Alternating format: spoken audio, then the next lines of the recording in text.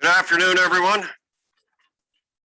I am pleased to welcome you to the 22nd of April 2021 meeting of the regular or of the board of the Thompson-Nicola Regional District.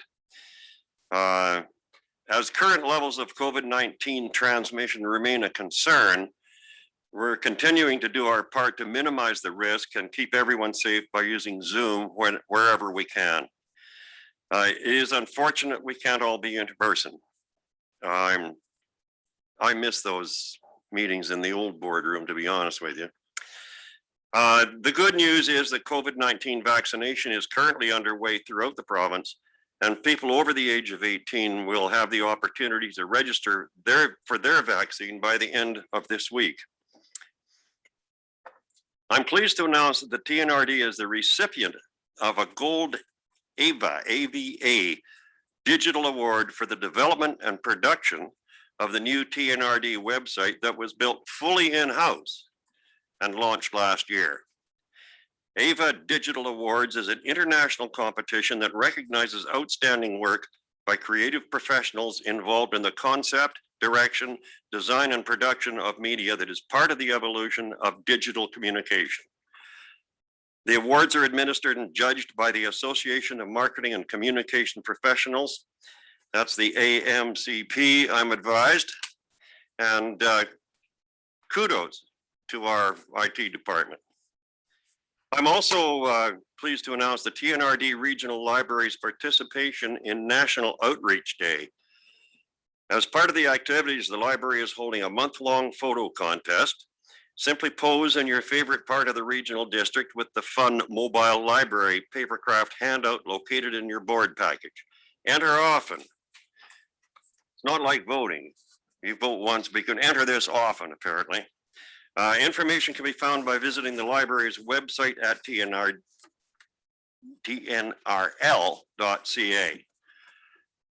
Test alert through the Voyant Alert emergency notification system is scheduled to be sent out April 23rd, 2021 at 10:30 a.m. The test alert will go out by SMS text, phone call, email, and as a notification through the app, depending on what type of messaging each individual has registered for. Ms. Campbell, can you tell me what SMS text is? Simple messaging service. Simple messaging service, according to IT. Thank you. Finally, for these, I'm sorry to announce that Mrs. Cliff Branchflower has died. Cliff was the mayor of Kamloops for a number of years and a former chair of the TNRD. In terms of upcoming meetings and events, we have April 28th, the virtual SILGA AGM. On May 12th, Invasive Plant Management Committee. May 12th, our new Policy Review Committee. May 13th, Emergency and Protective Services Committee. May 13th, regular board meeting. Excuse me just a moment.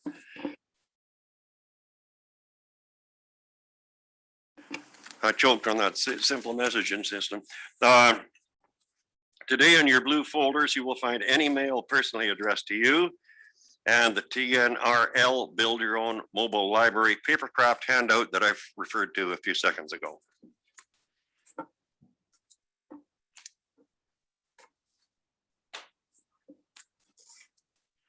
So, are there any additions to or deletions from the agenda? Mr. Thank you, Mr. Chair. Just wanted to let the public know that I'm going to bring under new business, bring up an update on our RFP process for our forensic audit and special financial review RFP that closed recently, and we'll be able to share that information with the board. Thanks very much. We'll be looking forward to that. Are there any other additions to or deletions from the agenda? Seeing none, we have the minutes of the regular board meeting, March 25th, 2021. Move the recommendation. Second. Is there any discussion? All in favor? Opposed, if any? It's carried. Delegations And invited presentations, we have the Amateur Radio Club, presentation by Miles Bruins, President, outlining how the Kamloops Amateur Radio Club supports the community and to request a letter of support for a gaming grant funding application. Mr. Bruins, are you with us? I am indeed. Thank you. Please go ahead. All right. I will share my screen with you and just make sure you can see it okay. Can you see that all right? Not yet. Okay. Let me take a second to get through.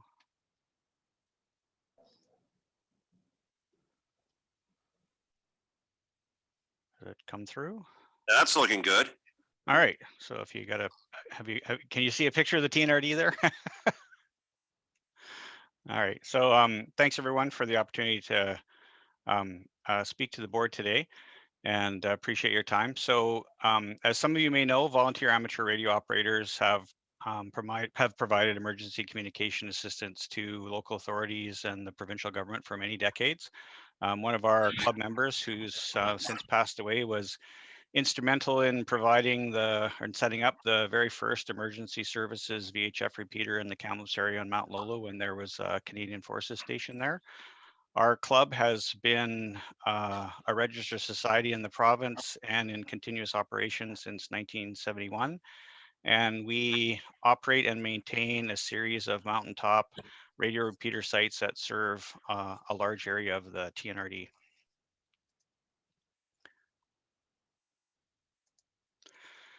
Oops, I guess there's a bit of a lag there, sorry. So this is a picture of the Emergency Operations Center up at the EMBC Pre-Oc. And we work very closely with Emergency Management BC. A number of us are public safety line volunteers, and we have assisted Emergency Management BC during simulated and real activations. And our infrastructure and our volunteers have been part of events in 2003, 2017, 2018, and in 2019. And in 2017, I was part of the provincial response for the Elephant Hill wildfire. As a public safety line volunteer, I was engaged when the telephone and internet services in Ashcroft were severed as a result of the wildfire. And so as communication volunteers, we were tasked to help the Ashcroft Indian Band, who were evacuated, to set up a temporary emergency operations center in the village of Ashcroft. And that included helping them set up backup internet and telephone service so they could operate their EOC, and that included setting up a wireless local area network so that they could use their computers, telephones, printer, photocopier, all those sort of things. So that was amateur radio volunteers that did that through EMBC. And this slide shows you, those are the, thanks to the GIS department of the TNRD for providing me with the red boundary of the TNRD there. So this is a map that shows our radio coverage within the TNRD. And you'll see some, actually I can probably turn on the little laser pointer here. If you see some icons that look like little bullseyes, those are voice radio repeaters, and the ones that look like little kind of hot air balloons with a D in them are digital repeaters, and those are scattered around the TNRD. And the yellow shading that you see indicates where there is coverage within the TNRD from our infrastructure. So you can see that a good portion of the south part of, I guess the south central part of the TNRD is covered.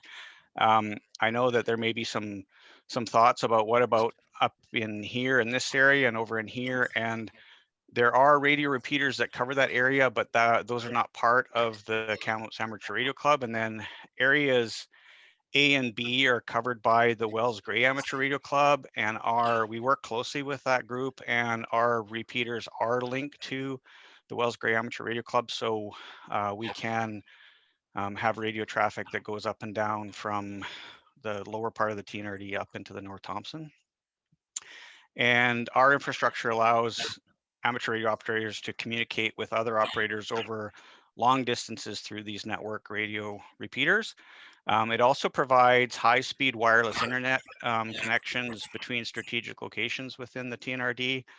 Our infrastructure also provides voice communications in places where there's no cell service. And we also have a feature which we call an auto patch, which allows an amateur radio operator to make a telephone call from a radio through to a telephone in case of an emergency, or if they just want to check in with their family or whatever. We're also part of an international network called APRS, which allows vehicle or individual position reporting and tracking and short messaging. And it's kind of the amateur radio version, chair of SMS. And that service has been used to assist the RCMP in search and rescue to quickly find lost and stranded travelers. And it's very regularly used by amateur radio operators to keep in touch while they're in the backcountry away from cell service. And finally, our infrastructure has been used in the past to provide coordination and safety communications for community events such as road rally races. And this slide is just a picture of some of our infrastructure.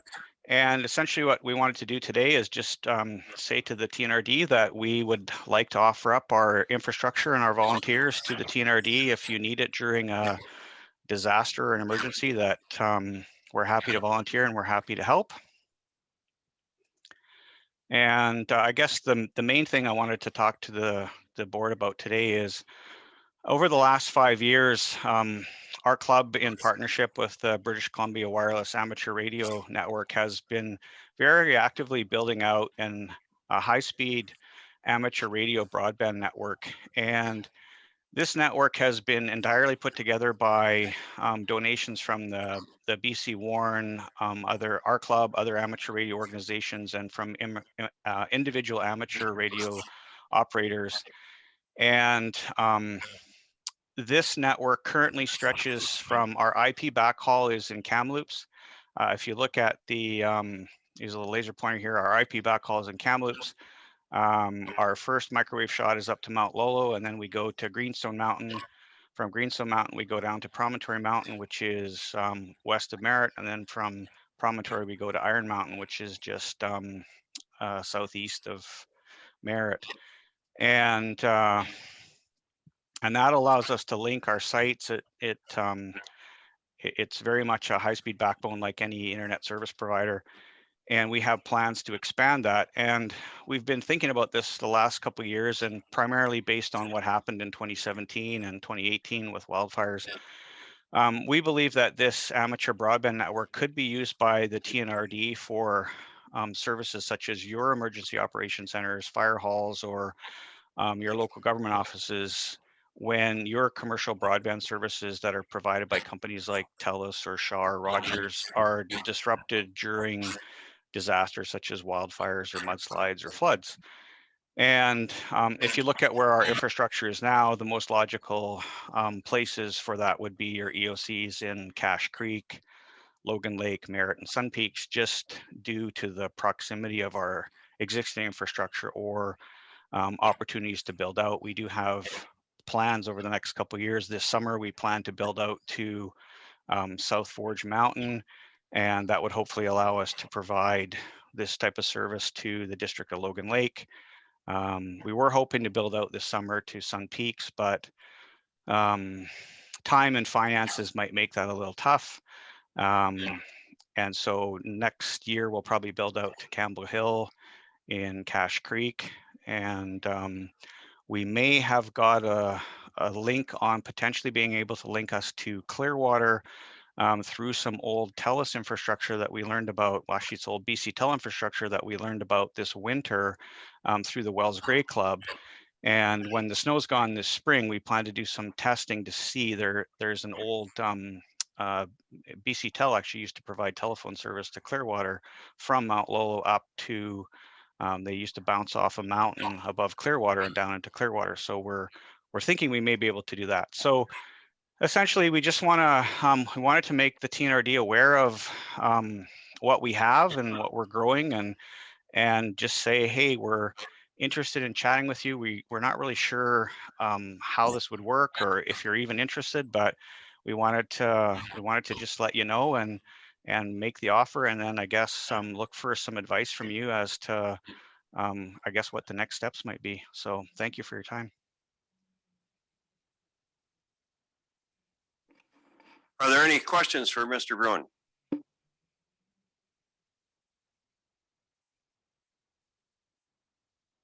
I don't see any here at the table, but we need our screen back.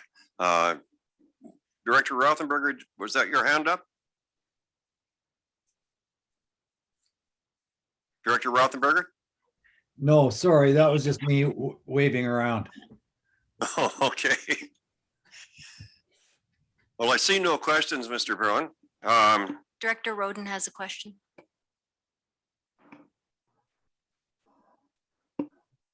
Hello, thank you. Thank you for the presentation. And just based on the experience that Ashcroft had in 2017, being completely cut off, which was very scary, any type of backup system that can be installed that would be a potential use during something like that, I cannot stress how important and crucial that would be. Thanks, Director Roden. Are there any other questions or comments for Mr. Bruin? I don't see any. I will say thank you, Mr. Bruin, for your presentation, and I can assure you we're not looking forward to any disasters or catastrophes, but they seem to happen anyway.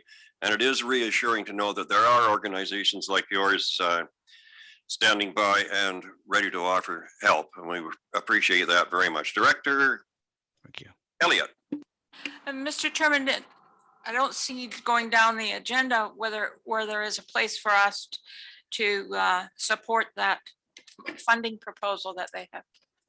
I didn't hear anything about that. I assumed it might be coming under separate cover. Is that right, Mr. Bruin?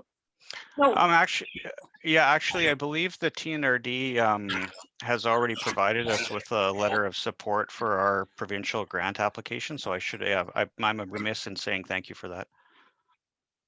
Okay, thanks very much. That looks after that. Thanks again for your presentation. Thank you for your time. I really appreciate it.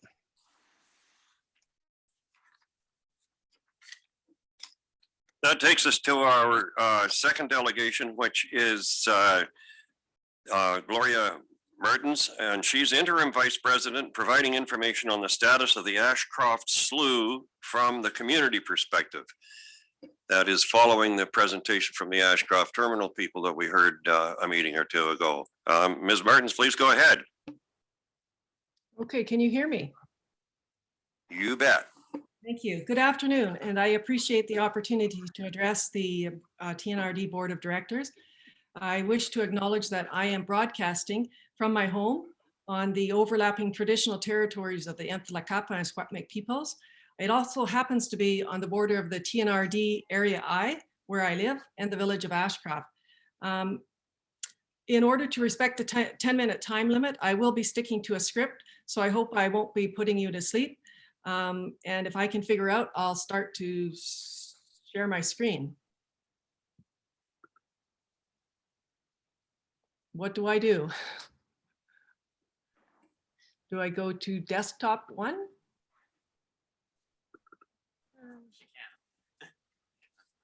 You're going to have to help me through this. Where do you have the presentation saved? It's on my desktop. She should open the presentation first and then click share screen. So you should open the presentation first and then you can click share screen. Okay. Do I push play slide screen? If it's a slideshow, yeah, she can start the slideshow. If it's a slideshow, yes, you can just start the slideshow. Okay. And can you still hear me, or what do I have to do now? No, you will still be able to hear you, but you haven't shared it yet. Oh, okay. There's nothing where it says to share. Sorry about this. This is the first time I've done this. That's okay. We're going to get Dave, our amazing IT staff person, to walk you through this. Just a moment. Hi there. Can you go back to your Zoom window on your computer, and then when you move your mouse around in the Zoom window, you should see a green share screen button at the bottom of the window. Just a second. Okay, it's all gone crazy. I just see scheduling made easy. So if you look at are you on Windows 10 on your computer? I'm on a Mac. Or you're on a Mac. Okay, that makes it more difficult. So you should still have the Zoom icon at the bottom of the screen on your Mac. Okay, there's a little blue window. One with the video camera on it. Can you click on that? It's not doing anything. Maybe I should just say what I have to say. I don't know what's happening here. Oh, there it is. There's something. Nope. Darn.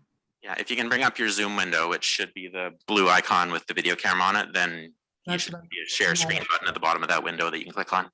Okay, that's what I'm trying to do. I'll go to Zoom again. Maybe I'll just Zoom meeting, click. Sorry. Ah, now it's telling me I have to register again. Join webinar. This is embarrassing.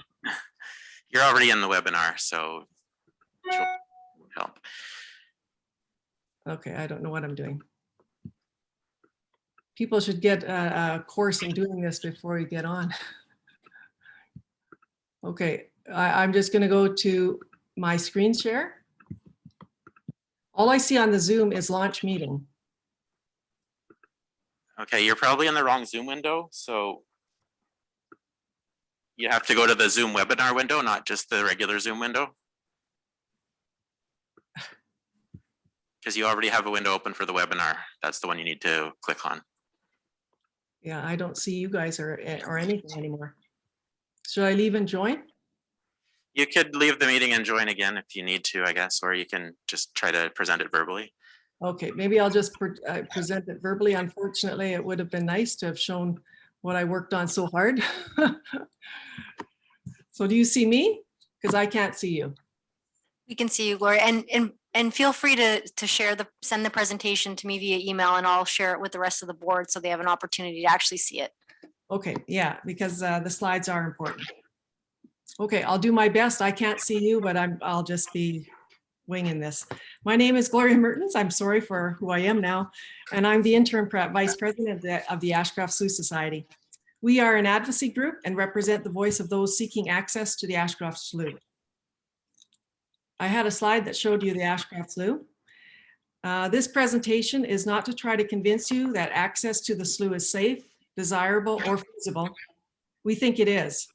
My focus will rather be that the community is owed, and we believe it is owed access to the Ashcroft Slough. I live at the blue square on the screen. You can't see it. You could also see the subdivision of the lands beyond the Ashcroft terminal. Unfortunately, you can't.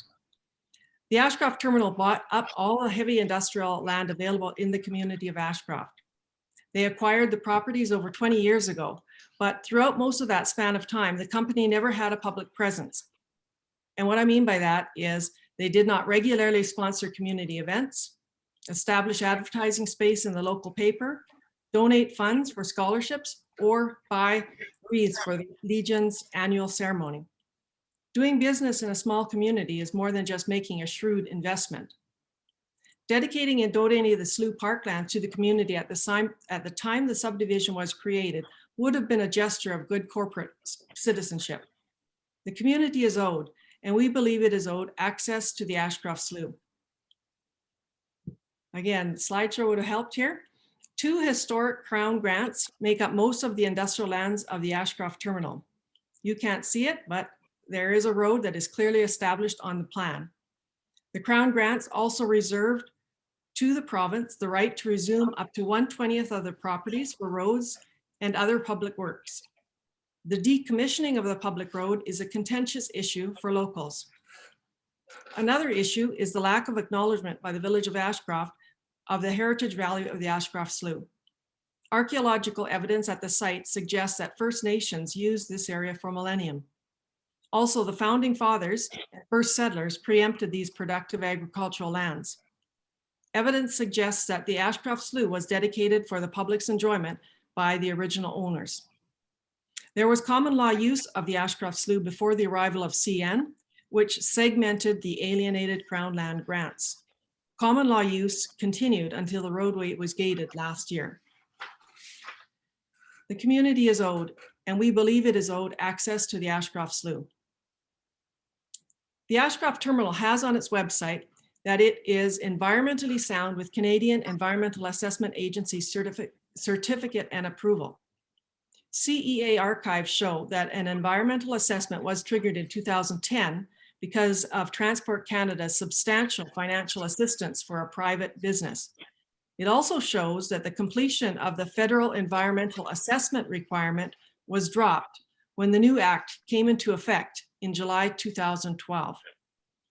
At the provincial level, there are criteria for marine ports, but not inland ports as reviewable projects. So no environmental review at the provincial level. And at the local level, no development permit was issued, even though some of the properties have hazardous slopes designation and make it a development permit area. There was also no servicing agreement that might have addressed extensive wear and tear on the public roads or enhanced safety measures for pedestrians. There were no records found on any public hearings related and specific to the subdivision, land use proposal, and rezoning of agricultural lands. The community is owed, and we believe it is owed, access to the Ashcroft Slough. So there are a number of concerns about the development that have not been addressed and mitigated since no public consultation was initiated through a formal environmental review, and I will list a number of them. A massive amount of soil disruption has and continues to occur, permitted based on a 1979 soil removal bylaw that could not have anticipated such a large-scale development. 2 major gullies have been filled on the hazardous slopes area of the properties, likely affecting the natural water courses and stimulating weed growth and a change in the natural flora and associated fauna. No biological survey of animals or plant species was shared with the community, nor was consideration of a wildlife corridor given that we know of for animals to access the water. Other concerns include handling of dangerous goods, including blasting material for mining and construction, and hazardous gases and liquids, a non-unionized workforce, the impact on local firefighters and the emergency response, the potential for movement of contraband or restricted goods through container unloading and restuffing. The community is owed, and we believe it is owed, access to the Ashcroft Slough. In its environmental screening supporting document, the inland port operations contains one brief paragraph about its impact on the local area. Most of the report focuses on cost savings for clients, lower mainland communities, and the province from lower supply chain costs, reduced road maintenance, and improved road safety. But there is no mention of costs being offloaded onto the local community or of the nuisances displaced onto the local community. It was reported that the closest residential neighborhood is 1.7 kilometers distance. I live in Area I, at the mouth of the Bonaparte, directly across from Ashcroft Terminal. That is a distance of less than 250 meters. The nuisances created by the operations, however, are felt throughout the community. Dust billowing that impacts wear and tear on machinery and the health of all living things, light egress, particularly disruptive to migrating birds and other wildlife, as well as certain neighborhoods, and of course, increased traffic along public roads and at the bridge intersection. The community is owed, and we believe it is owed, access to the Ashcroft Slough. In 2013, a delegation came before council with regards to creating a riverine pathway down Evans Road and to accessing the Ashcroft Slough. The mayor at the time stated that it was the intention of Ashcroft Terminal to provide access to the slough area. Another councillor, now the current MLA, suggested that the village would conduct a study of the area. These are broken promises. The community is owed, and we believe it is owed, access to the Ashcroft Slough. So last April, the gating of the assumed public road prompted a petition by a young activist. It got a substantial response. The Ashcroft Terminal set up a working group. Only 3 community members, non-aligned with the corporation, were selected. They were outnumbered by a margin of 2-1 and even 3-1 when consultants were present. The group was dissolved in September, just after the Ashcroft Slough Society incorporated. The recommendations of the working group were never publicized. So although the corporation may be considering now how it might give back to the community, no public engagement is involved. The community is owed, and we believe it is owed, access to the Ashcroft Slough. The TNRD board supported unanimously the private development of the inland port in May of 2007, and afterwards continued its support through advertising and letter campaigns. We believe, as citizens, that we are owed now some support from the TNRD. Despite all that has been said, please be aware that the Ashcroft Slough Society supports the expansion of the inland port. We believe, however, that economic development must go hand in hand with community well-being and livability. In this case, that community well-being and livability is access to the Ashcroft Slough. It is our opinion that this is owed to the community. Thank you for your attention and valuable time. And I'm very sorry I didn't get to show my PowerPoint. Thank you, Ms. Mertens. We'll be, excuse me, we will be looking forward to receiving the slides that you had prepared for us. Are there any questions for Ms. Mertens?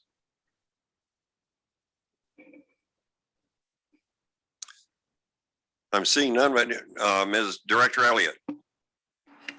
Mr. Chairman, I'm not quite sure what the lady is asking us to do. Does she have a request or was this information only? Ms. Mertens? I'm asking for support in any way that the TNRD can provide it. I'm asking for a balance of support from the private industry as well as the citizens. We are a citizens group, and I believe that we deserve and merit a balance of support. So perhaps what I'm suggesting is the simple thing what the school board did when we presented to them, and they simply sent a letter saying that they wanted us to continue negotiating an amicable solution to this issue with the port, and both we received that letter as well as the port. It did not create any other contact, however, for us. Thank you. Are there any other questions? Seeing none, I will simply say thank you for your presentation. We will take your request under consideration and we'll let you know of any actions that the TNRD board may choose to take. Mr. Thank Chair, you. it's Arjun Samson, Dr. Stamer's hands up. I just wanted to. Yeah, thank you, Mr. Chair. I was going to ask her a question, but is somebody checking out when we're putting our hands up because I'm not on video, or what's the process here? Director Stamer, are you able to use the raise hand icon on Zoom? Well, that's what I have on right now for the last 2 minutes. It's on. Okay, well, we'll do our best to keep a closer look on who's got their hands up. I will do my Yeah, best. thank you. If I may, Mr. Chair, my question to Ms. Mertens, and thank you very much for the presentation. 2 questions. What's the position of the current council in Ashcroft in regards to your concerns? And what is the provincial government's response to some of the issues that you raised in regards to permitting and legal access and things like that? Where are you at with that? Thank you, Director. The current council, we have made 2 presentations to the current council, one regarding the heritage status of the Ashcroft Slough. We wanted it to be recognized, and that was rejected by either just receive and file or something to that effect. I can't even remember. It was rejected, however. We did then make a presentation regarding our position with regards to accessing the Ashcroft Slough and supporting us as they supported the terminal in creating a sign that says no access beyond this point. And they have rejected that as well. So they rejected being a funding umbrella funder for us. I don't know what that's called, but a sponsor to any funding that we might have gotten. They rejected giving us a grant in aid. And there was a 3rd request, and I happen to forget what it is. Maybe Mayor Roden might be able to answer that. With regards to the provincial response, I have just been researching through Freedom of Information to see if there's any documentation at all with regards to local and provincial and federal environmental assessments. And at this point, I'm getting nothing back as far as they say that all the files have been released, and that means that you have to go to the council, that is the staff, the village of Ashcroft, and I have received the soil removal bylaw from them. I have not been able to see the permit that was apparently based on that through Freedom of Information. So there doesn't seem to be that much access to the information that I'm looking for. So at this point, we're doing searching for information and just to see if there is anything out there that we have missed with regards to bylaws that we don't know about, bylaw infractions, or other information such as public hearings and things that we haven't been able to find. Thank you for that. Are there any other questions for Ms. Mertens?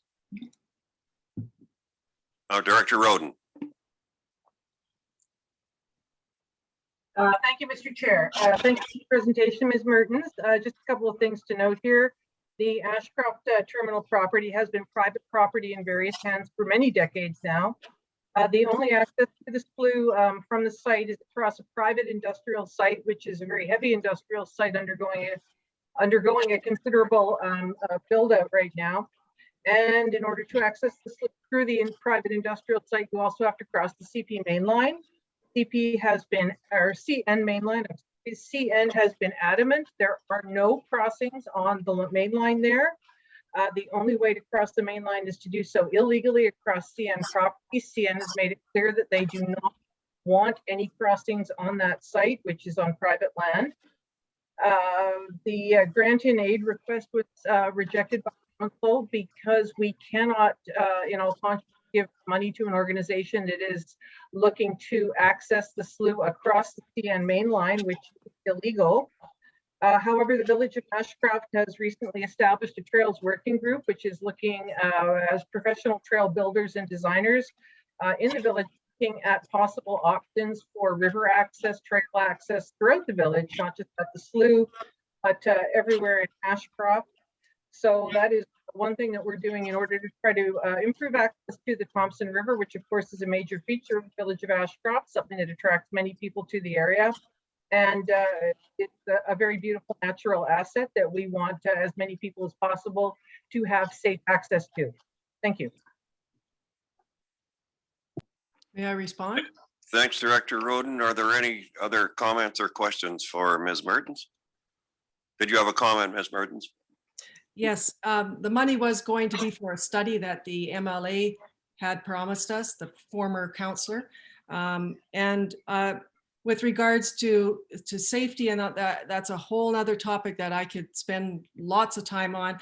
But basically, I'll just say they have undergone a lot of development in the last little bit, and it looked like they had just punched another hole underneath the CP tracks. So it's not impossible. It's just a matter of willpower and figuring things out. So as Carrie Newcomer has said, it's impossible, impossible, impossible until it's not. Thank you. Is that Director Tallarico? I see Yes. somebody's hand, but I Director can't see. Tallarico. Go ahead, Director Tallarico.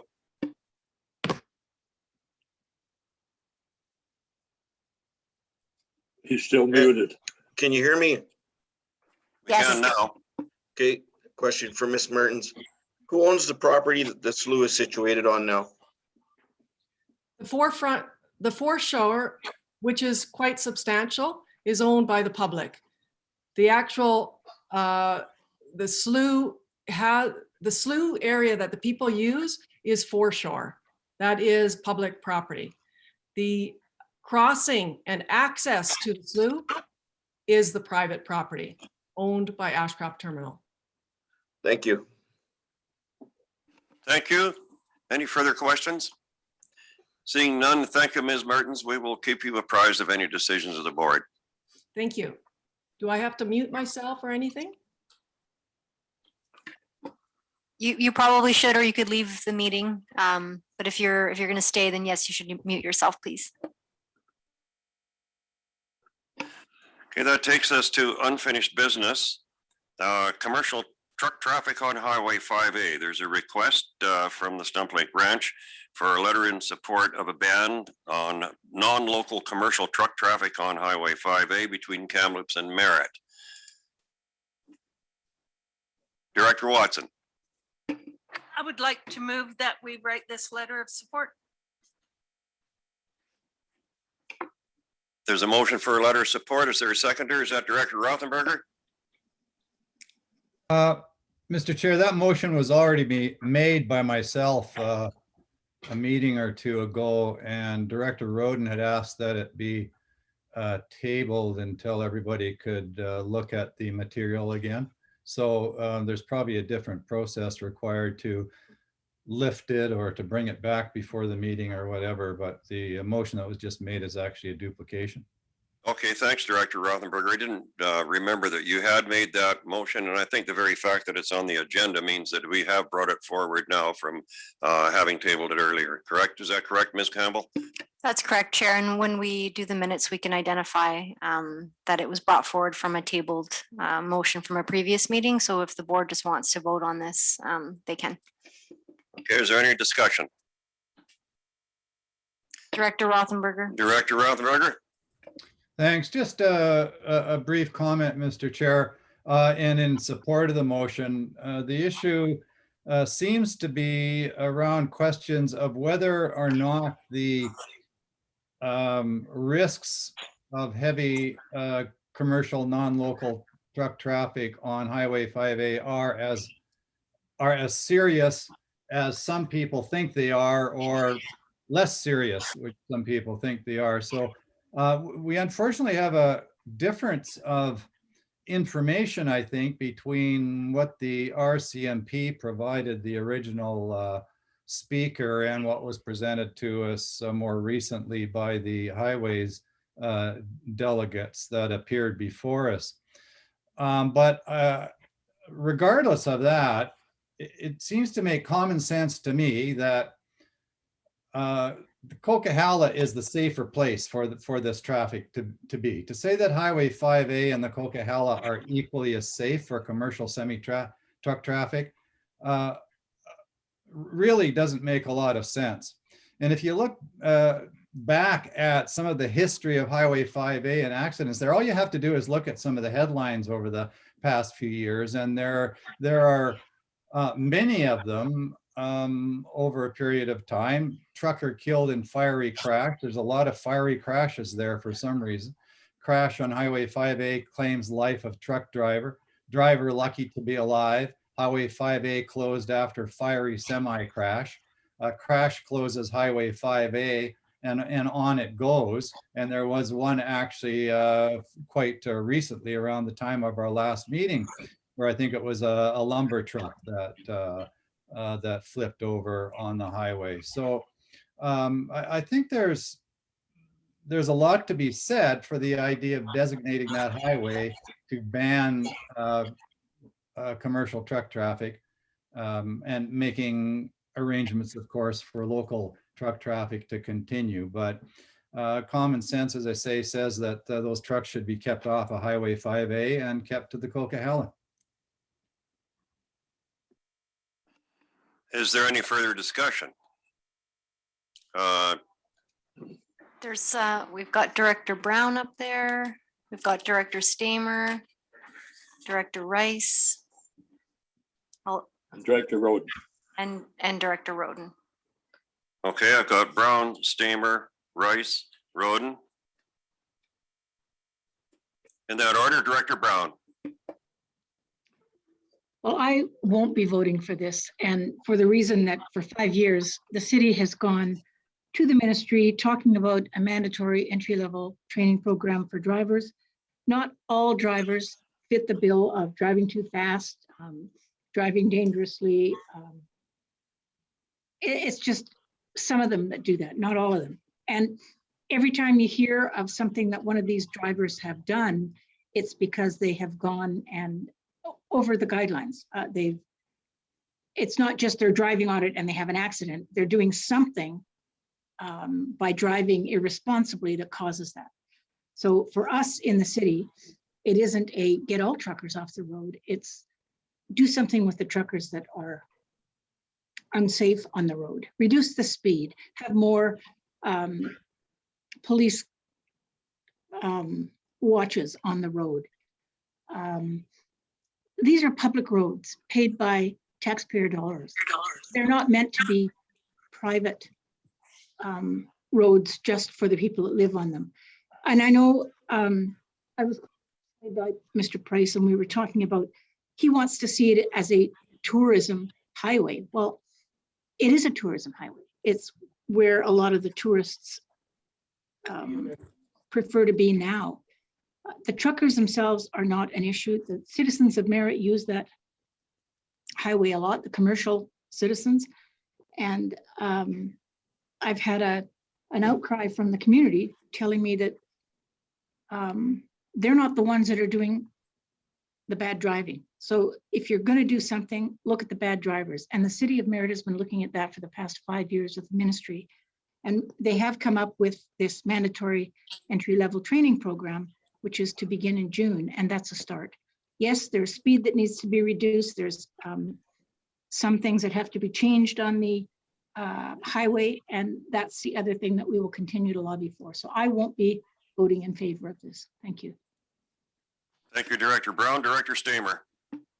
Thank you, Mr. Chair. I agree with Director Rothenberger in as much as, I mean, we had a logging company, and I understand what it's like with what's going on down there, but nobody can tell us that that highway was designed for those long lumber trucks.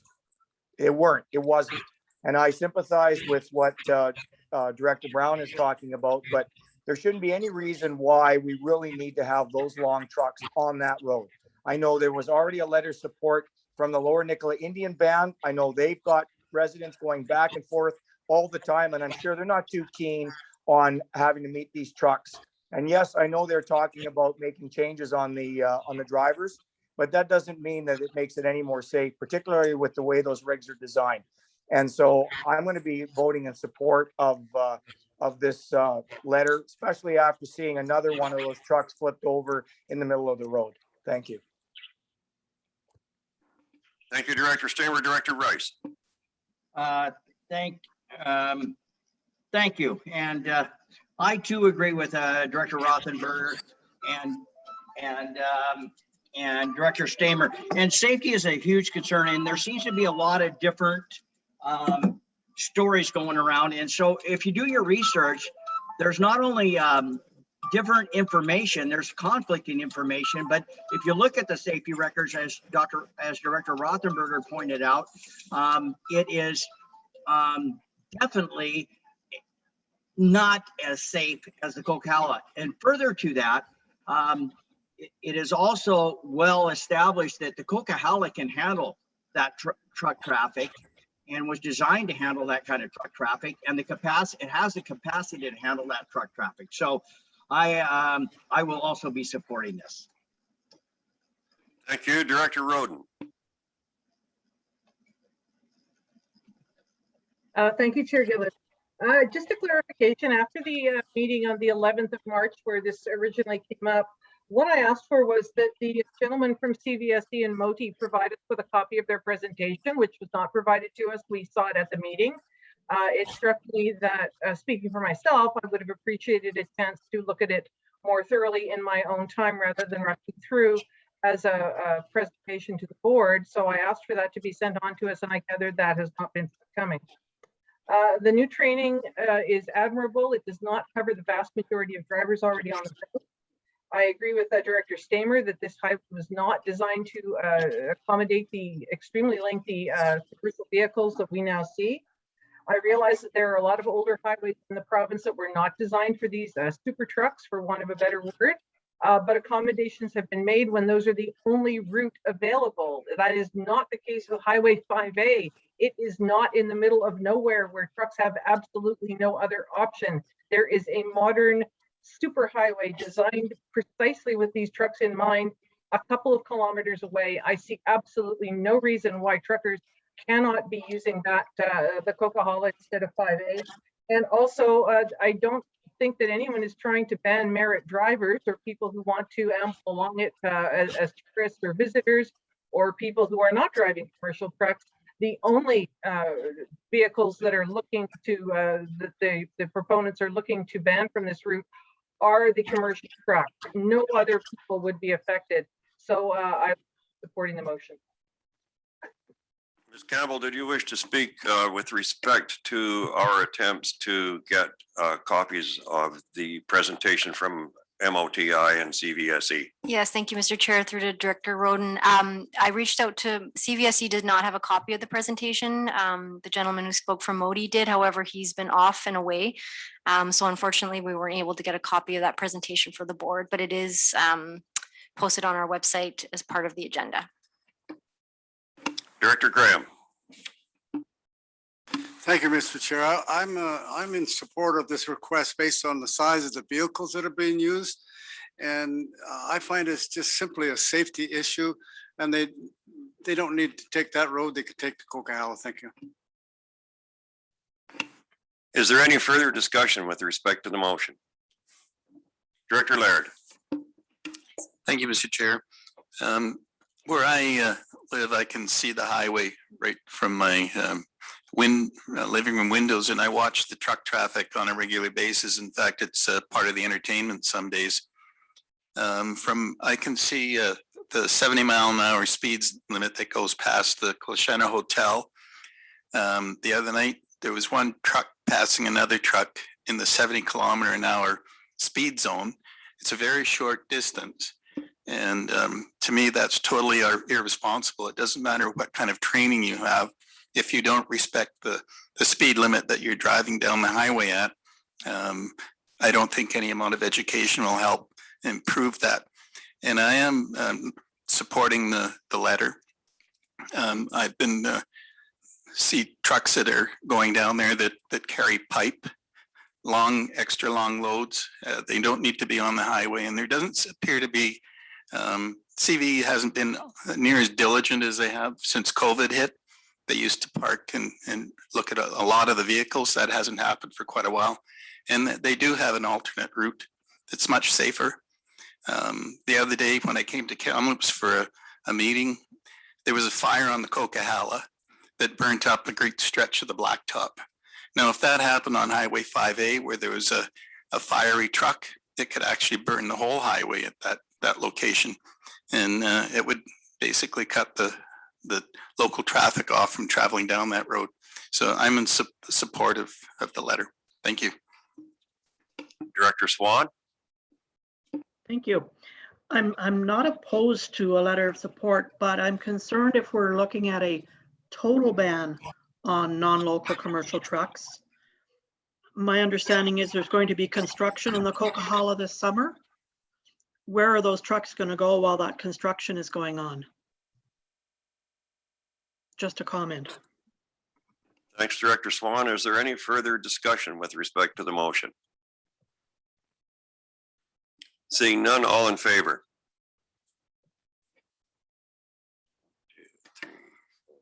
Chair Gillis, might I recommend that we do maybe perhaps who's opposed, because we'll have to record the votes of those who are voting contrary to the majority. So maybe we could do a poll of those voting opposed.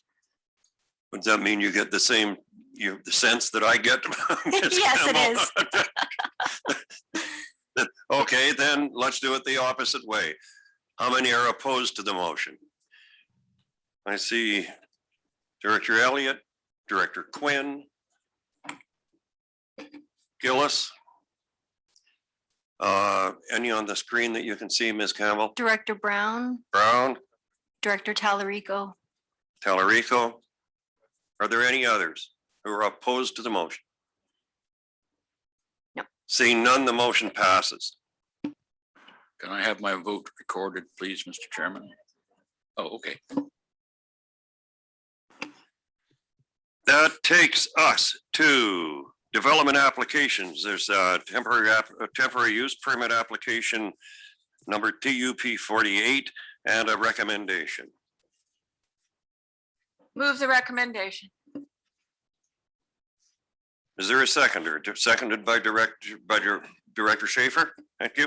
Is there any discussion? Seeing none, all in favor? Opposed, if any? That's carried.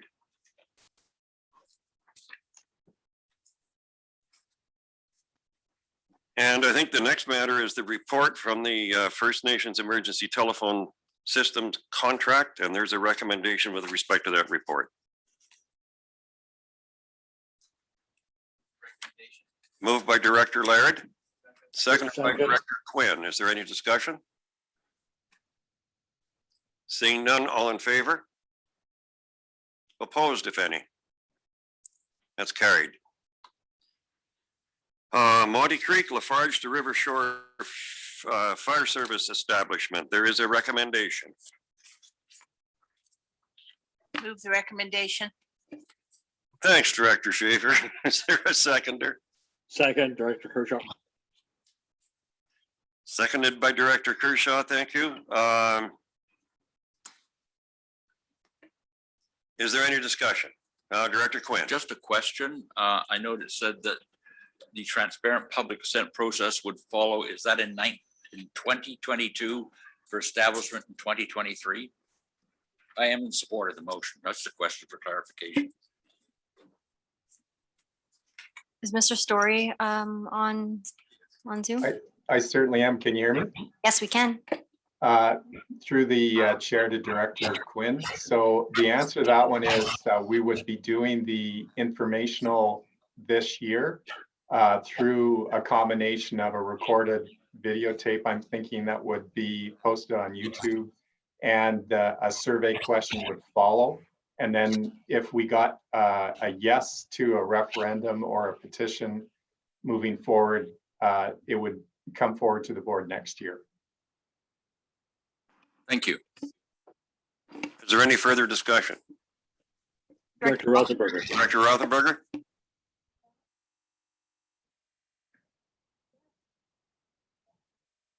Director Rothenberger? Sorry, I was trying to unmute there. Just a question really, and that's that as proposed to this point, there would still be a gap between River Shore and Pritchard North in service. And I wondered if that's because of the distance issue from the new satellite hall, or whether it's a population issue or what consideration came into play there. Mr. Story, can you address that? I think I can. So again, I'm not quite sure where you're talking, but I think you're probably talking about River Shore over to Lafarge or over to Lions Head. Correct. Yes, and that and from River Shore east. Yeah. Sure. So as part of the board's policy, we were going to approach FUS related fire departments by way of the policy, and the FUS piece stipulates an 8-kilometer zone. So we've limited it to the edge of River Shore in order to stay within that that distance for that purpose. And that's why we didn't include the other portion of it.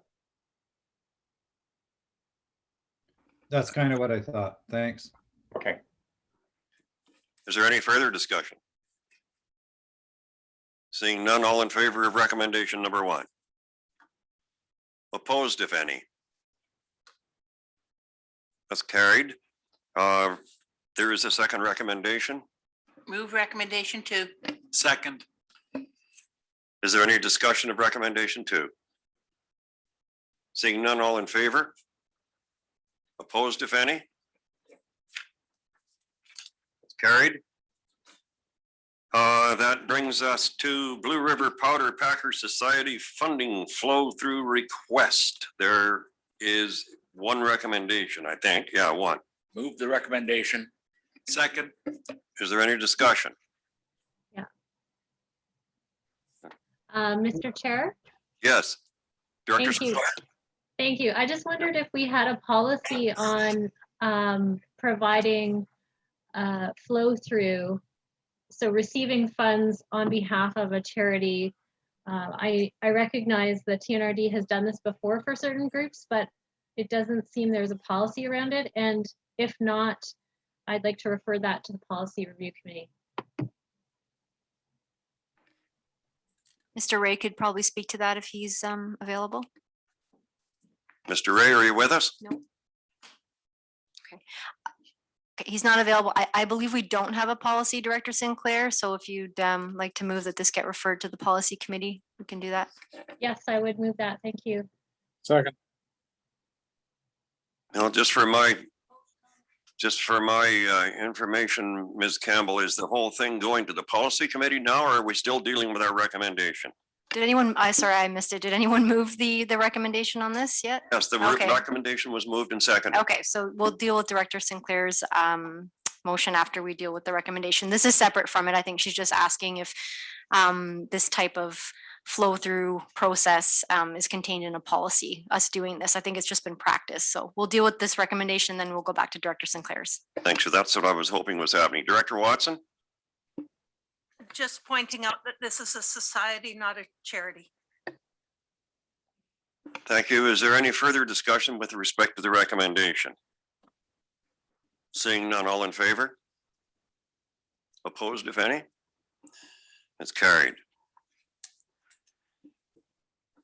We have an update on Oh, the sorry, provincial. Chair, sorry to interrupt, Chair Gillis. We'll go back to Director Sinclair's motion to refer to the Policy Committee.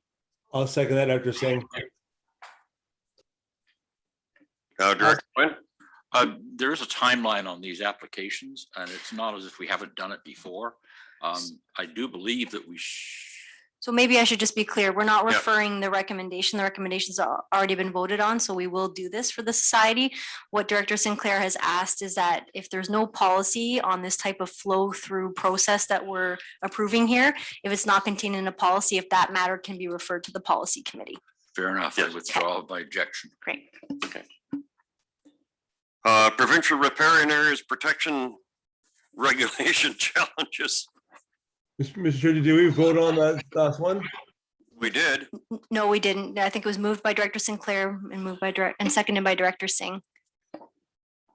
Okay, sorry. I thought we had voted on that. I guess it was only the first one we voted on. All right. Is there any further discussion on Director Sinclair's motion? Seeing none, all in favor? Any opposed? It's carried.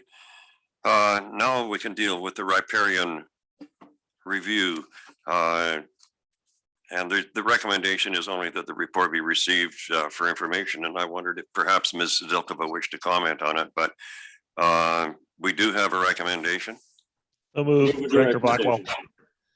Director Kershaw, second. Moved and seconded. Is there any discussion? Director Schaefer. I'd just like to make a statement that on the FAQ sheet, it's not specific of who is responsible for the decision. And I think it should have more to do saying that the TNRD is responsible. I don't think your question sheet is explicit enough of who's responsible.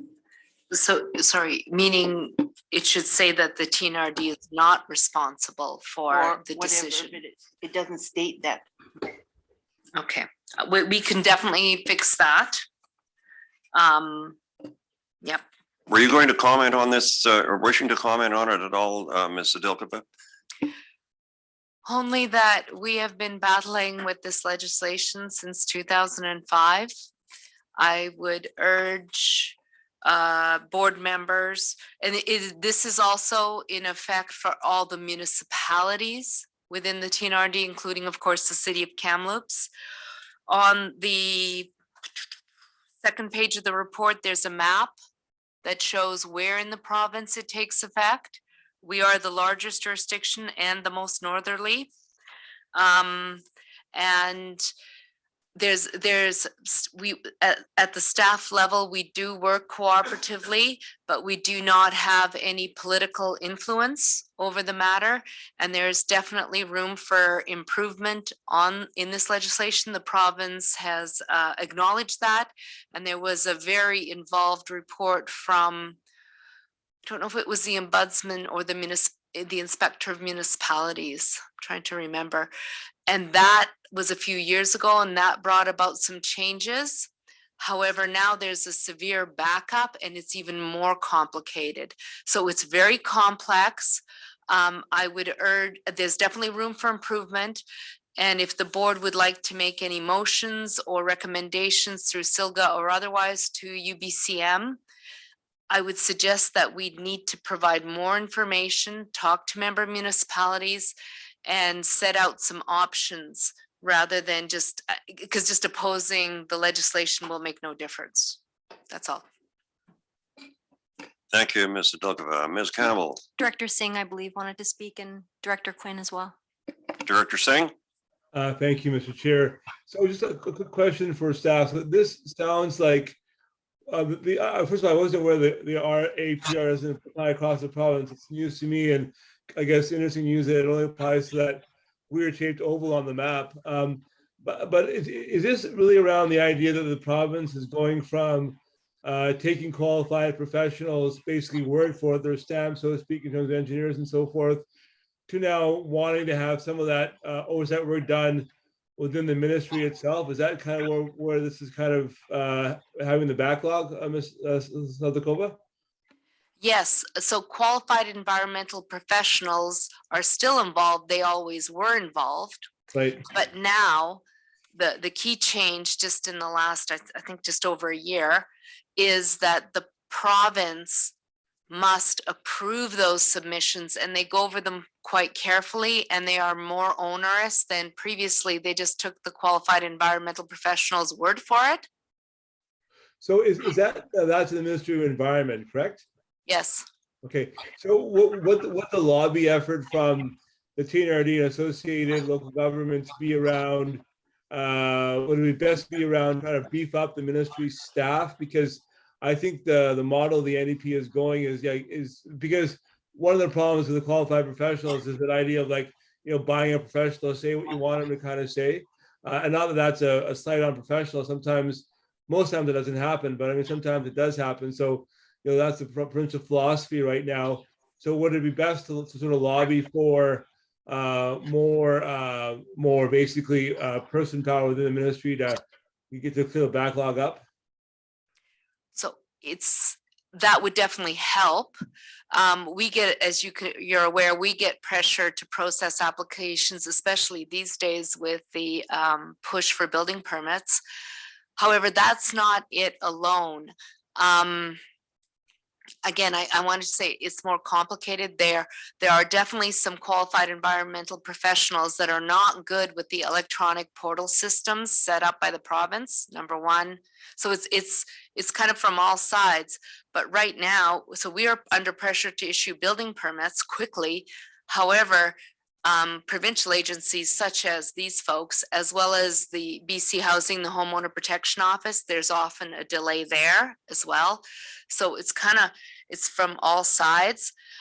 Again, I think if it's the board's pleasure to direct staff to come up with a more detailed report, maybe perhaps at a future committee of the whole to discuss it, so we can be organized with what you want, what's possible.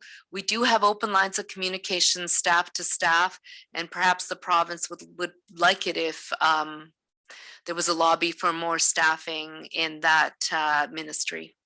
Well, I'm just last thing is I'm just trying to figure out, number one, what we would lobby for. Number two, how quick we should get on this, because if we have a report from staff, committee whole that might take some time.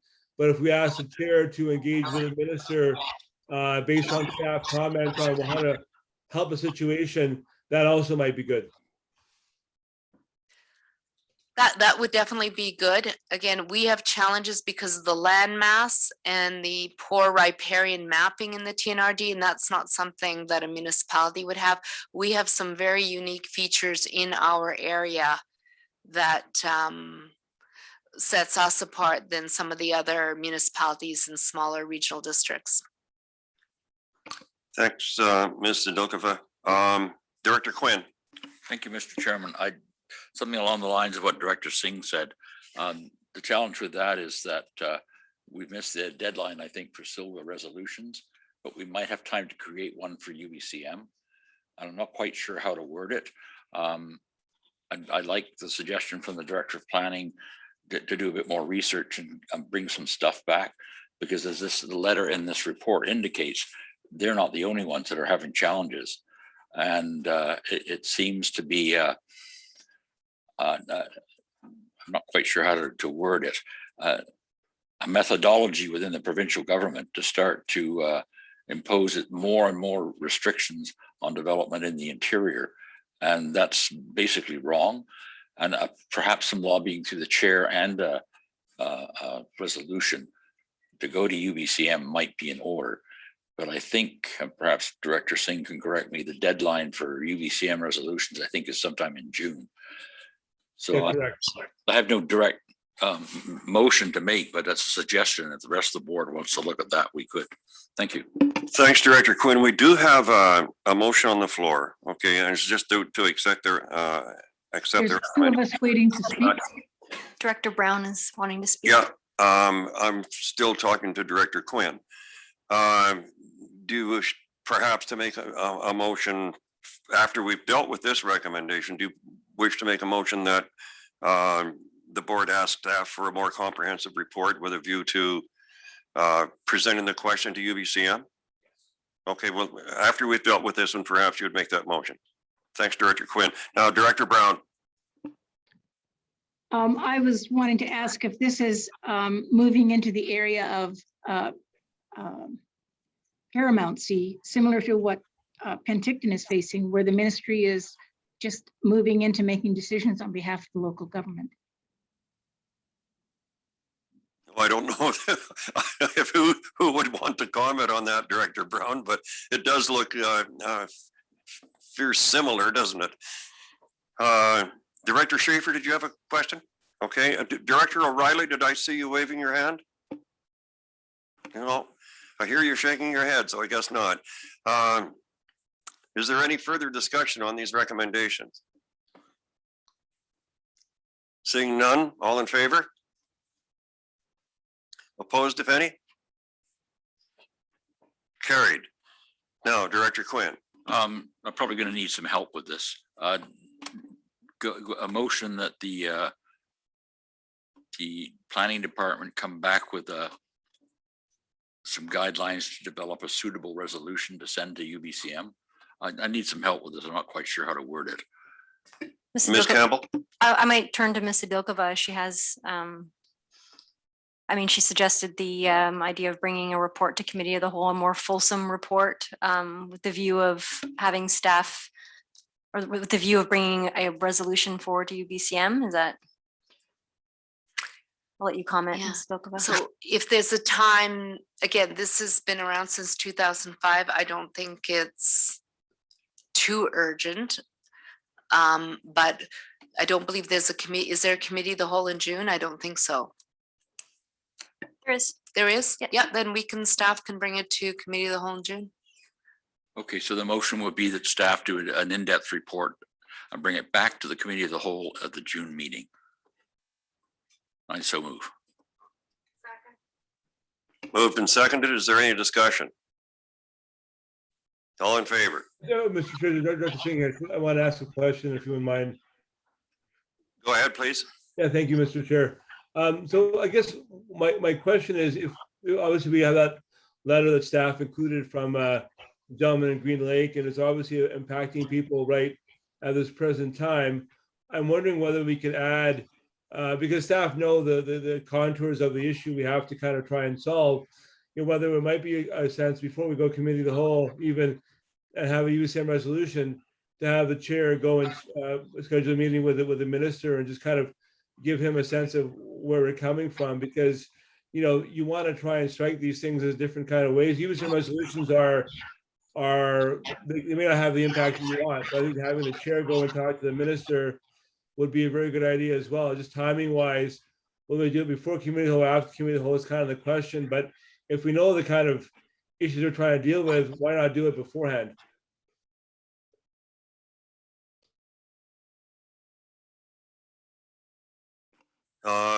Ms. Campbell. Well, Director Singh, did you want to make a motion for that?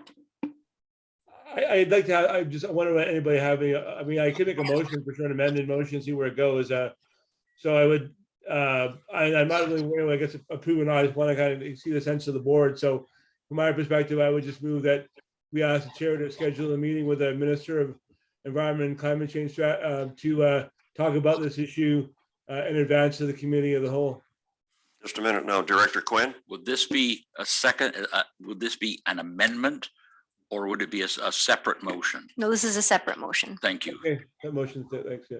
I'll wait then. Well, we still have Director Quinn's motion before us, moved and seconded. Director O'Reilly. Sorry?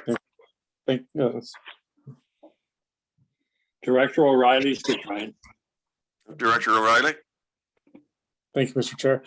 Yeah, I think if it's coming forward, the staff are going to put all the work to putting together a committee of the whole presentation and meeting and discussion amongst the board. We should hold off on the chair talking to the minister until we have that meeting and board direction, and we're a lot more informed than sitting here and reading a report. I think that we need to do our part first to decide what we want the chair to do. Thank you. Thanks, Director O'Reilly. Director Elliott? Thank you, Director O'Reilly. I was just going to say the same thing. And besides, I think Ms. Sabokova told us about the fact that we've been dealing with this for the last 20 years. So it's nothing new. It's not going to jump off the pages right away. Is there any further discussion on Director Quinn's motion that we have a report, an in-depth report prepared with a view to bring this to UBCM? Seeing none, all in favor? Opposed, if any? I see no one opposed. That's carried. Now, with respect to Director Singh's motion, Director Singh, has Director Riley persuaded you otherwise yet? Yes, he has. So are you withdrawing your motion for the time being? There's no motion on the floor, Mr. Chair. I couldn't make it, so there's no motion to withdraw. Okay. Tell the media that in camera. Just for my own edification, I didn't really understand if you were suggesting that we request an earlier meeting with the minister, or if you were requesting or suggesting that we arrange a meeting with the minister during UBCM, should it come to pass that we do have a UBCM convention. Well, we'll have UBCM convention for sure, Mr. Chair. It'll be virtual, and that'd be fine. I mean, I'll leave it. I think having the thing after the committee whole makes a lot of sense, and we'll go from there. I just, my thought was, because we know what the issues are. There's nothing new we're going to learn. In my view, committee of the whole, the board just kind of get behind it more, and that's fine. We can do it that way then. Thanks very much. UBCM Community Excellent Award application. There is a recommendation. Move the recommendation.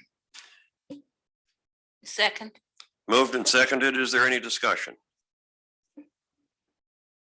Seeing none, all in favor? Opposed, if any? It's carried. An appointment to the Board of Variance. There is a recommendation. Move the recommendation. Moved and seconded. Is there any discussion? All in favor? Opposed, if any? It's carried. Potential wood stove exchange program services. There's a recommendation. Move the recommendation, Director Stamer. Is there any discussion? All in favor? Opposed, if any? Carried. Invasive plant control contract award. There are 3 recommendations. Second. Moved and seconded. Is there any discussion? All in favor? Opposed, if any? It's carried. Move number 2. Moved. Moved and seconded. Is there any discussion? Seeing none, all in favor? Any opposed? That's carried. And a third recommendation. Move number 3. Second. Is there any discussion? All in favor? Opposed, if any? That's carried. We have a region-wide solid waste characterization study services contract award, and I understand that Mr. Devlin is prepared to elucidate on this somewhat. Are you with us, Jake? Yes, I'm with you. I didn't actually have a presentation prepared. And so I really just forwarding the recommendation for the board's consideration. Okay, thank you. So we have the recommendation. Move it, Director Blackwell. Moved by Director Blackwell. Second, Dr. Singh. Seconded by Director Singh. Is there any discussion? Yeah, just the language, the characterization, that was through me for a second, but now I get what it means. But elucidation and characterization, these are high-end words, you guys. Got to dumb down the language for us dumb people on the board. Is there any other discussion? Yeah, Director Blackwell here. Yeah, having experienced what goes through our local eco depot here, I think this is an excellent time to readjust and maybe look at other ways to split some of the waste stream out. At current, we're separating out mostly recyclables and refundable packaging, but I see some horrific stuff going into our garbage stream here, and I think it would be great to have an education on that. Thank you, Director Blackwell. Is there any further discussion? Seeing none, all in favor? Opposed, if any? I see no one opposed. It's carried. Building permit activity report for March. Move for information. Is there any discussion? All in favor? Opposed, if any? That's carried. That takes us to committees. The Audit Committee.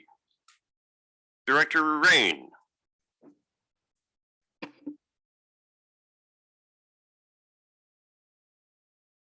Sorry, there, no meeting. Thank you. Economic Development and Recreation Services. Chair to be appointed. I think that has happened, has it not? It has. Yes, it has, and I do have a brief report. We met yesterday, discussed TNRD regional highway entrance signage. We had a report from the Director of Community Services who gave us various options for signs, such as design of the signs themselves, supportive upright materials, as well as proposed locations. We'd be looking at 9 different highway locations within the TNRD. Also factors to be considered, like topography, wind loading, size of the signs. So the committee is surveyed about sign design. Staff will be investigating engineering costs and report back. We also reviewed and accepted the TNRD Film Commission strategic plan for 2021 to 23, which will come to the board for consideration and adoption. The Film Commission gave us a verbal presentation about projects that are currently filming in, about to film in, or looking to film in the region. Based on projections, the region may experience significant increase in local hires and on-the-job training opportunities. Study looking at the feasibility of construction of a film studio within the region is expected to be complete by the end of 2021, and subsequent recommendations arising out of that could impact operations next year and necessitate the strategic plan in 2022. End of report. Thanks, Director Roden. Electoral Area Directors, Director Kershaw. No meeting, and next one coming up pretty quick. Thank you. Thank you. Emergency Management and Protective Services. Has anyone been appointed? Have they had a meeting? They haven't, have they? Nope, not yet. Okay.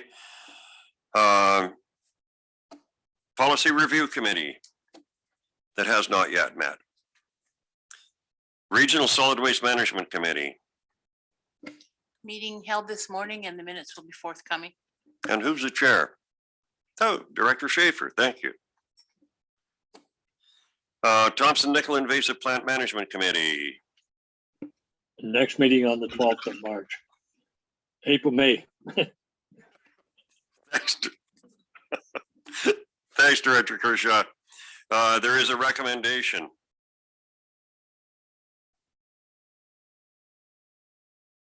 Don't everybody speak at once. Move the recommendation. I'll second that. Yeah, I missed that. Sorry. Chair Gillis. Yes. Sorry to interrupt. You had mentioned that you wanted perhaps just to make a friendly amendment to this to include the Ministry of Agriculture as well. That's correct. Okay. Is that, We can just add it in. I that think can that's just fine. be added Yeah. in? Okay, thank you. Thank you very much. Has that, it's been moved and seconded? Did you get a seconder, Director Campbell or Ms. Campbell? Yes. Okay, is there any discussion? All in favor? Opposed, if any? That's carried. That takes us to the Regional Hospital Director, Christian. We know who the chair of that one is. Thank you very much, Mr. Chair. There has been no meetings, but yesterday, Mr. Hildebrand and I were fortunate enough to attend virtually the launch of their Together We Rise campaign. And I believe Ms. Soltis sent you a copy of the link to that YouTube piece. There's a really interesting tour of the tower as constructed thus far by Dr. Todd Ring, the Director of Medicine. It really gives you a sense of what that building's going to be like. $35 million they're attempting to raise, and I think they've raised about 17.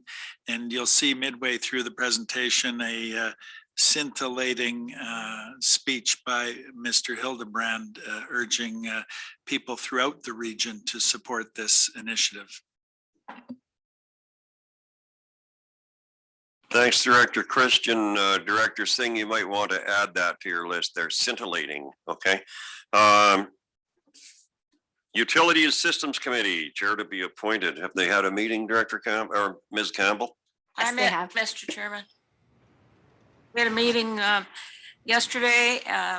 We had upgrade presentation by the staff on all of the water meters and how it's doing and when it'll be finished and some of the challenges that they've faced, and it will all be in the minutes when they come out. Thank you, Director Elliott. Thompson Headwater Services, Director Quinn. There are minutes. I move to be adopted for information. Moved and seconded. Any discussion? All in favor? Opposed, if any? That's carried. Wells Gray Country Services, Director Schaefer. Just the report to receive it for information. Second.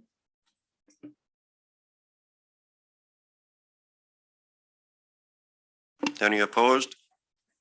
It's carried. Joint Services Committee, Director Schaefer again. No meeting. Okay, external committees, Fraser Basin Council, Director Rice. No meeting, no report. Municipal Finance Authority, Director Brown. Yes, we did have a meeting in March. We had a meeting, the last TNRD meeting. That's why I was missing it. This has been MFA's 50th year, so it was a celebration that we didn't have. It's done really well despite COVID. They have maintained their AAA rating, and I don't have the exact number in front of me, and I'm desperately looking for it, but I think they actually made about 12 million this year. It was a huge number. And it was shocking to see, but good to see. There are reports available. If anyone's interested in them, I can send them your way. Thank you. Thanks, Director Brown. Municipal Insurance Association, Director Duty. Here's a surprise. Absolutely nothing to report. Thank you. Shuswap Watershed Council, Director Crow. No meeting, no report, Chair. Kamloops Airport Authority, Director Kershaw. Thank you. Yeah, we haven't had a meeting, but I wondered if Director Rothenberger would, Director Christian, I mean, would like to speak on the funding they received for airback services out of the airport. I think that was quite substantial. Yeah, I was going to say, Director Kershaw, that there's no meeting, no report, and no airplanes, but that is a good point. There is been some funding from the provincial government to keep the existing airport operations running. That was $720,000 that was received by our operator, the Vantage Airport Group, and that will help them maintain and rehire some of the staff that are on layoff right now, and do some of the capital works that we've had to cancel around the airport. Thanks, Director Christian. FCM, Director Singh. Mr. Chair, it's my honor to elucidate some of the work of the FCM by characterizing some of the meetings over the last little while. I'm also going to provide a scintillating bonus thing on the UBCM Flood and Wildfire Committee. So just so everybody knows what's kind of coming at you right now. I have been involved with some meetings with what's called a Rural Forum for FCM. And one of the last meetings was actually last week with Minister Monsef, who's the Minister of Rural Development and Gender Equity in the federal government, and specifically talking about rural transit. There is a rural transit fund the federal government has put on, I think mainly because of the advocacy of FCM. So wanted to offer board members who are interested in that, if they have any concerns or questions they wanted to raise, I can take that to FCM staff, and we have meetings with the board, bring that forward. So that's kind of the first piece. The other piece harkens back to involvement with UBCM. I have been fortunate over the last couple of years to chair what's called co-chair with the province, what's called a Flood and Wildfire Committee Emergency Practices Act update review, and that has been delayed a year because of COVID. So that's coming in 2022 in terms of the legislation. We're at the point, I think, where we're really trying to make sure that we're letting people like our principals know, so the Real District in the case here. And so we'd like to talk to Mrs. Story and other staff members about that more, and eventually the board as to what's sort of coming down the pike around different changes to the Emergency Practices Act, which obviously we're thinking more and more now about now as we could come into flood and wildfire season. So that's a report for the board. Maybe I can chat to Mrs. Story, but offline about that, and work with the provincial folks to schedule a presentation to the board sometime on the work we've been doing there. It's really important work, and it's important work that I think we've been really trying to put forward a local government kind of perspective on that. And there's probably three elements to that. One is, financing and capacity. One is trying to get rid of the silos that we have within government, trying to work on emergency management. And probably number three is working with our Indigenous partners in a better way, because that's a big, they silo a lot of that kind of consultation. Some of that's important, some of it's probably not so important. So working on trying to figure that one out as we go through the process. So Mr. Chair, that's my report for the board. Thank you, Director Singh. Communities Energy Association Director Blackwell. Yeah, no meeting, but the last couple of days they've put out a new grant called what is it? Game Changer Capacity Grant. So it's at their website, communityenergy.ca. The intent of the grant is actually a capacity grant, so providing expertise for communities or groups of communities to move one really good climate change idea forward. So if you have something where you want the brain trust to throw a couple thousand hours at, check it out. Thanks. Thanks, Director Blackwell. That takes us to number 10, correspondence for information only. Ms. Campbell. Chair Gillis, I just wanted to get the board's feedback on whether or not they want to see letters like this. So they're letters that are from other municipalities that are addressed to members of UBCM. So I don't know if the board, and we don't need to make a motion, I just want some feedback on whether or not you want to see these included on the agenda, because they can be quite lengthy and take up quite a bit of the correspondence section, or would you rather just have them circulated via email when they come in? Okay, Director Watson. I think it's important that you don't have to vet the mail addressed to the board of directors. I think that if it's addressed to the Board of Directors, it should come to the Board of Directors in correspondence. And you can advise us if, like it says, for information only, and then it's up to us to read it and decide whether we want to pull it out and discuss it. So Director Watson, none of this correspondence is specifically addressed to the TNRD Board of Directors. It's sent to our general admin email addressed to all members of UBCM, which by virtue of your membership in UBCM, as being a regional district, you're in UBCM. So it's specifically not addressed to TNRD Board of Directors, but again, I mean, we're happy to continue including it. I just wasn't sure what the board felt about that. And I know some of our member municipalities, this is repetitive for them because they also get it. So Director Brown. There's also times when if we wait for a meeting, we've waited too long. So a lot of times it's good to have this information at the time you receive it. I would prefer it passed on to all of us. And at that time, we can flag whether it's worthwhile being on our agenda or not. Thank you, Director Elliott. Thank you, Mr. Chairman.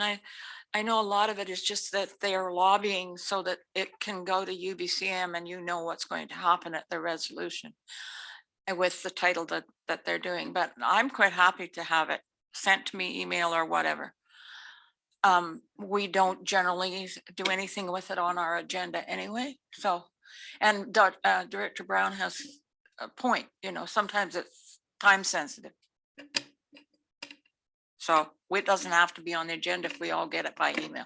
Director Rothenberger. Director Rothenberger. I just wondered if it is just simply sent to us in advance of the meeting and it doesn't appear on our agenda. How does the public know about this correspondence in case there was something that might be of interest to them? How can we assure public access to so that they're getting the same thing or having available the same things we are? Ms. Campbell, do you want to comment on that? Well, it's a good point. These letters would likely be made public via the minutes or agenda of the originating municipality that they came out of. But in terms of our own region and area, Director Rothenberger makes a good point. They wouldn't be aware of it unless it was put on our agenda. Are there any further comments or questions? Yeah, Dr. Single Blackwell. So, Mr. Chair, I think we could do both. I mean, I think that I actually at City Council on Tuesday asked Director Bass to make out a line and a motion about saying other municipalities because it does take up a lot of time for other communities to kind of look at it. But if folks are going to do it, I think they're actually doing it intentionally to kind of get us our attention. So I think it's important for us to appear for information on the agenda. And if folks want to pull it out for action, so be it. But I think that just to have it there is kind of a piece that we can read. And if we're interested in pulling it out, then that's fine. I don't see any added work for the board in terms of that. And if you want to send it out before as well, that's fine as well. So I think both can coexist. And I want on record, I agree with Director Watson on this one. Is there any further discussion? Yeah, Director Blackwell here. So agree with both Director Rothenberger and Director Singh's points there, having it on both direct send and on agenda, as well as the public awareness. Third point is sometimes I really like the debate that we have as a board on these issues. So I might have a perspective, my council might have a perspective, but when we debate it at the board, another perspective comes out. And I really do appreciate that, even on things that are listed for information only. Thanks. Okay, Ms. Campbell, does that address your? I think Director Rothenberger and Director Stamer has a comment as well. Sorry, Director Rothenberger. Thanks, Mr. Chair. I'm just a little concerned. Is Director Blackwell's hair on fire? It keeps kind of disappearing and then it grows back all of a sudden and then it disappears. And Director Singh appears to have smoke shooting out of the top of his head today. I just wondered if we should be worried. I think Director Singh's smoke is usually shooting out of the top of his head. I'm trying to stay cool because we don't have air conditioning in the office functioning, so I put a cool background on. But yes, I'm concerned, and so is my girlfriend, about my loss of hair on a regular basis. So thank you for pointing that out. I will point out, Director Rothenberger, that if Director Singh is blowing smoke, it ain't the first time. Is there any further discussion on this? Are you happy? Director Stamer, I think. Director Stamer. Thank you, Mr. Chair. Yes, good discussion as always. I just have a question to Mr. Hildebrand. Where are we on? I appreciate what Director Brown talked about when she said about, you know, timing, and as much as that sometimes if we get this correspondence late, then we can't act upon it. Where are we on the letters of support issues where it's coming to the board, directed to the board?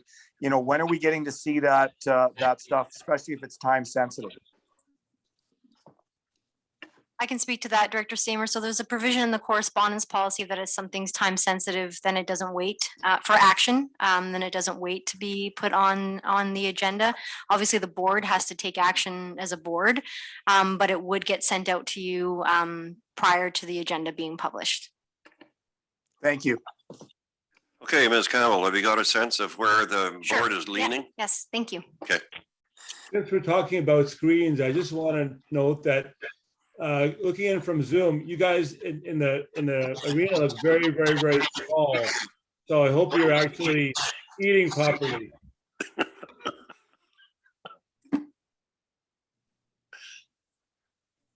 Oh,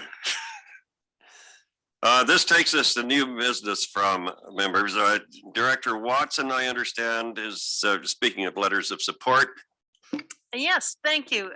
The Caribou Country Carriage Club is working with the 70 Mile Community Club to map and sign existing trails on the west side of Highway 97. They originally thought it was about 45 kilometers worth of trails. It's considerably more than that. And they would like a letter of support from this board to help with the application to Parks and Trails or Parks and Rec or whatever ministry it is.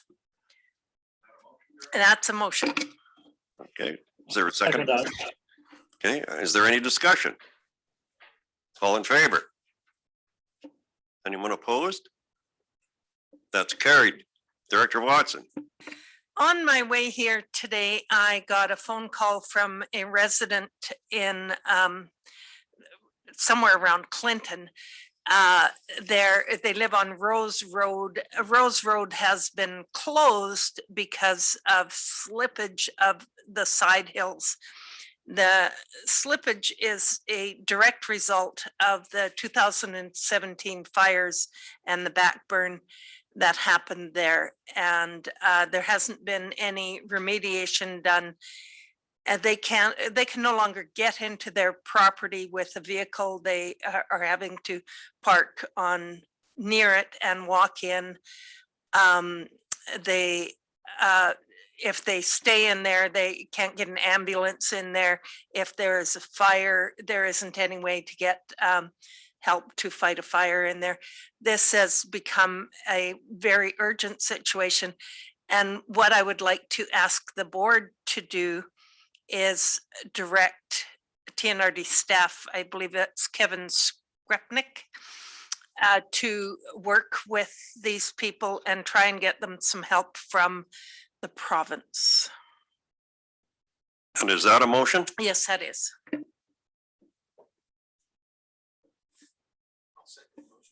Seconded by Director Laird. Is there any discussion? I have only one question. I think Director Rice has his, is it Director Rice? Okay, Director Rice. No, I'm just gonna do the roundtable. So no, no question. Okay, Director Watson, I assume you'll provide the necessary contact information to Mr. Skrepnik if this passes? Yes, I can forward him all the emails and maps and everything like that. Thanks very much. Is there any further discussion? Director Stamer. Director Stamer? Thank you, Mr. Chair. Just a question. What is the designation of Rose Road, Director Watson? Is it an FSR road, or what is the designation on that road? It is a road that was previously taken care of by Dawson Road Maintenance. So it's a road.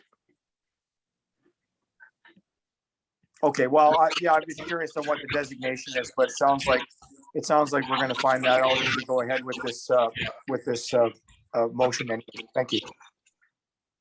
Thank you. Any other discussion? Director Swan. Director Swan. Thank you. I'm just wondering if I can get a little clarification from Director Watson on where this road is. I'm not familiar with Rose Road. And neither am I. It is Nikki and Alan Bolster's place, if that helps you. Okay, they're down Mound Road. And obviously Rose Road is off of Mound Road. Oh, okay, thank you. Is there anything further?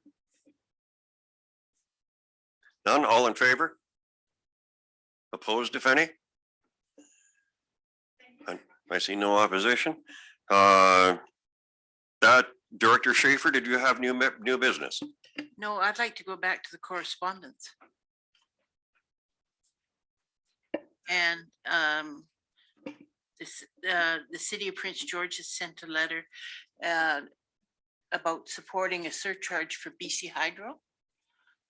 And I would like to make a motion that we send a letter to BC Utilities Commission saying that we are not in support of the surcharge rate that they're going to download to municipalities concerning lighting, your street lighting. Because BC Hydro likes doing surcharges. Is there a seconder? I'll second that, Mayor Rob. Is there any discussion? Doesn't look like it. All in favor? Opposed, if any? See no one opposed. That's carried. Thanks, Director Schaefer. Ms. Campbell. Oh, I was just going to say, it looks like Directors Rice and Director Rain have their hands up, I think related to new business, and Director Rothenberger. Okay, is that with respect to Director Schaefer's motion, or is that with respect to new business? I believe they have new business. Okay, and it was Director Rothenberger and who? Director Rain and Director Rice. Okay, I've got Director Rain on the list. Okay, Director Rain. Thank you, Mr. Chair. Just a small issue. The municipal regional district tax requires that the regional districts support that when they submit their 5-year plan. And Tourism Sun Peaks' original, or actually their second 5-year plan is up now for renewal. So I'd like a motion that states that the TNRD support Tourism Sun Peaks' application for a 5-year renewal of the 3% MRDT from 2022 to 2027. Second. Moved and seconded. Is there any discussion? All in favor? That's carried. Director Rothenberger. Thanks, Director Chair. I just want to, if I could, circle back to the wood stove rebates for just a second, because I wasn't fast enough getting my hand up when we blew through it there. But the motion or the recommendation, I believe, was that the board consider it. So I just wonder where it now goes for consideration, because the report actually did raise a couple of questions in my mind as to where it goes from here. Would you wish to address that, Ms. Campbell? Well, maybe Mr. Devlin can briefly speak to the report. You're still with us, Mr. Devlin? Well, sorry, Mr. Chair, it's a procedural question. It's not, and it's a matter, I'm wondering in what manner we will be considering Well, Director Rothenberger, I believe the intent of Jake's report was that the board would consider the report and provide some comment and feedback, which did, or if they chose, which didn't happen. So to be honest, I'm not sure where it goes from here. Yeah, Oh. I am here. I can respond to questions. Sorry, and I did miss the initial question. Okay, well, I'll raise my quick questions then. From the report, for example, it suggests that all EAs and municipalities other than Kamloops would take part in the service. How do we make that determination? And is it all or nothing as far as participation is concerned? How do we deal with that? And secondly, the report also made reference to an air quality service as an alternative, but didn't go into a lot of detail. And it seems to me that maybe if we carry on the discussion about the wood stove rebate, we need to look at that alternative in more detail. Yeah, I guess that's a two-part question. In terms of the member municipalities or electoral areas, I think this would be the decision for the respective directors. That they could take that to their, if it's a member municipality, to their respective councils if they wish to chose to participate. Obviously, I think it would work best if it was a region-wide service for continuity. But that would be at the board's preference in terms of which electoral areas or member municipalities outside the city of Kamloops would potentially participate in a service for the wood stove exchange. And I don't think it would have a significant impact on the preliminary cost estimates that we've included in the report. I think whether it was, say, for example, 6 out of 10 electoral areas and you know, maybe a majority or half of the member municipalities, I think the workload for would be comparable regardless. Did that answer your question with regards to the first half, Director Rothenberg? Well, I guess I'm wondering if we can informally pull the prospective participants offline and then bring back the results of what they say to a future meeting. That's just so we know where the interest is, because at this point, I don't think we really know how much interest there is in it, or maybe maybe there's very little, maybe there's quite a lot. Certainly we could do that. Yeah, I'm not sure if that would warrant a motion to see if there's sufficient support for that or not. Mr. Hildebrand? No motion is necessary, but we could take that to the next EA committee meeting if that's the wish of Director Rothenberger. Well, sure. It's just that it's not just the EAs. Correct. Mr. Devlin could do an informal survey of those who would be participating in it to get a sense of whether or not it's something that they wish to pursue. Yep, we can certainly do that. Sorry. Okay, and just to try and answer your second question, Director Rothenberger, with regards to the potential air quality service, it wasn't really what was requested, so we didn't go into depth. However, I can make a couple of just general comments on this. One is really air quality is a provincial responsibility, and I did reach out and had a conversation with the ministry representative with air quality for our area region, who also sits on the Kamloops Air Quality Roundtable. Their program is quite limited in terms of it really at this point. There's, I believe, only 2 air quality monitoring stations within the entire region, only one of which is actually comprehensive in terms of the data it collects, and that's here in the city. Beyond that, their program is limited to a desire to acquire a portable as I understand it, a portable air quality monitoring station where they could move from community or area to area, for example, 1 year at a time to collect additional data. But beyond that, are currently there is no funding, and there is no actual programs or delivery of activities under the air quality program provincially. So I was seeking to understand where the opportunities would lie in terms of potential programs beyond, if we were to establish an air quality service, what what that could, how that could translate into actual actions or activities and programs and those sorts of things. And a significant, the wood stove exchange program came up as like number 2 on the list. So that is certainly something that would be beneficial to the environment. The other major contributing factors are things that are provincially regulated or federally regulated, for example, industry and the transportation, rail networks and those sorts of things, and those impacts, those would be beyond the scope of any service established by a local government.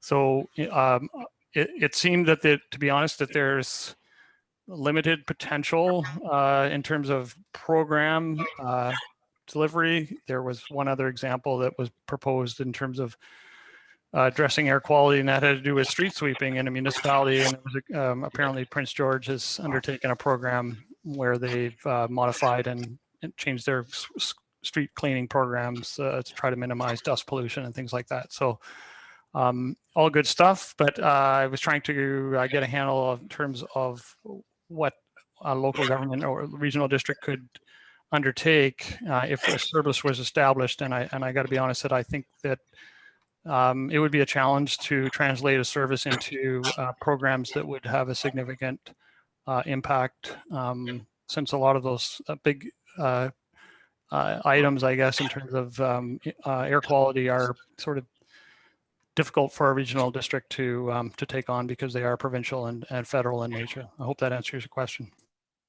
Thank you. Thanks, Mr. Devlin. Director Elliott, did you have a question or not? Well, I kind of had a comment about the wood burning thing. And I remember when Director Graham had in his area an exchange program. You had an exchange program, did you not, Director? Yes, we did. And how did that work for you? Because I know you don't have it now. It worked quite well for a couple of years, maybe 3 years. And then we ran out of folks in the rural areas that were interested in an inspector coming into the house. So it just petered out. But it worked well until that happened. Okay, so what I was wondering about is if we take on this program across the region, would it do the same thing as what happened down there? So it's something to look at before we make a judgment on it, I would think. That would be appropriate for discussion if it comes before the board again for discussion then. Thanks, Director Elliott. Director Rice. Hold on, I'm getting there. Yeah, just a quick one. I would like, as everybody knows, they've taken the I'm going to go off. My video just doesn't work with audio, so I'm going down.